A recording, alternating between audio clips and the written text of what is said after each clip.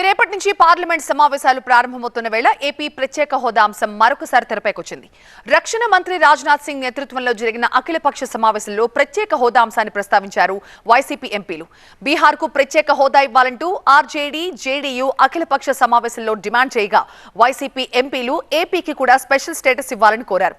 విభజన సమయంలో కేంద్రం ఇచ్చిన హామీని నిలుపుకోవాలని విజ్ఞప్తి చేశారు.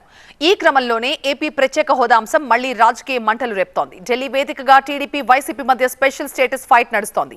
ఎన్డీఏ కూటమిలో ఉన్న టీడీపీ ప్రత్యేక హోదాపై మాట్లాడటం లేదని వైసీపీ ఆరోపిస్తోంది.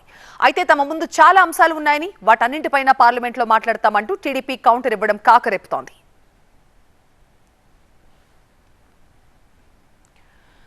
మా అసోసియేట్ ఎడిటర్ మహాత్మా లైవ్ లో జాయిన్ అవుతున్నారు మరింత సమాచారం ఇచ్చడానికి. మహాత్మా, చాలా వ్యూహాత్మకంగా స్పెషల్ స్టేటస్ కి సంబంధించి వైసీపీ టీడీపీని ఇరుకున పెట్టే ప్రయత్నం చేస్తోంది.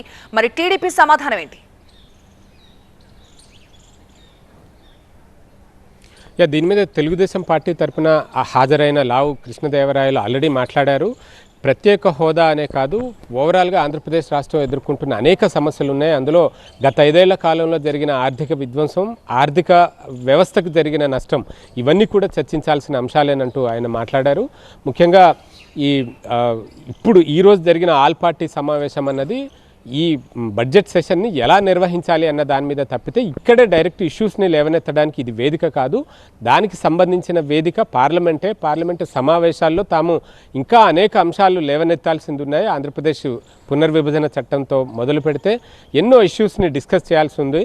అందుకే మేము డిస్కస్ చేయడానికి తగినంత సమయం ఇవ్వాలి అని చెప్పి ఈ ఆల్ పార్టీ మీటింగ్లో కోరాము. ఆల్ పార్టీ మీటింగ్ ఉద్దేశం దాని గురించి, సమావేశాలను ఎలా నిర్వహించాలి, ఏ టాపిక్స్ మీద ఎంత సమయాన్ని కేటాయించాలన్న డిమాండ్ ఉంటుంది. దాని గురించి మేము పట్టుబట్టామన్నట్టుగా ఆయన లావు కృష్ణదేవరాయలు చెప్పుకుంటూ వచ్చారు. అయితే వైఎస్ఆర్సీపీ నేతలు మాత్రం ఈ ప్రత్యేక హోదా విషయంలో అంశాన్ని లేవనెత్తడానికి కారణం బీహార్, ఒడిశా ఈ 2 రాష్ట్రాలు కూడా ప్రత్యేక హోదాని లేవనెత్తాయి.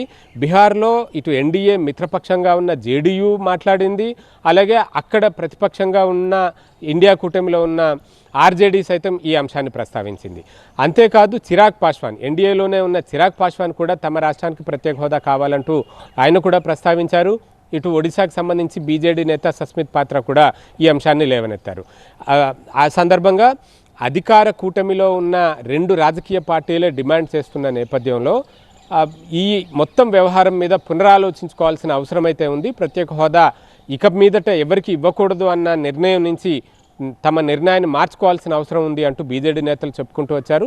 ఈ పరిస్థితుల్లో వైఎస్ఆర్సీపీ వంతు వచ్చేసరికి ఆంధ్రప్రదేశ్ రాష్ట్రానికి ప్రత్యేక హోదా కావాలంటూ తాము చాలా కాలంగా అడుగుతున్నాము, కోరుతున్నాము. ఇప్పుడు తెలుగుదేశం పార్టీ అధికార కూటమిలో భాగంగా ఉంది కాబట్టి వారు కూడా అడగాలి, కానీ వారు ఎందుకు మౌనంగా ఉన్నారు అంటూ వైఎస్ఆర్సీపీ నేతలు ప్రశ్నించారు.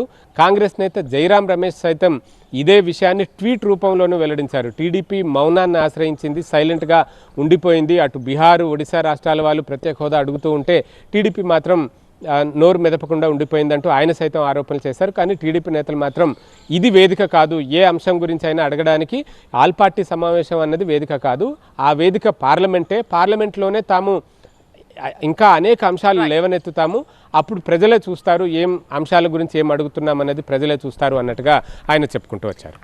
Thank you Mahatma.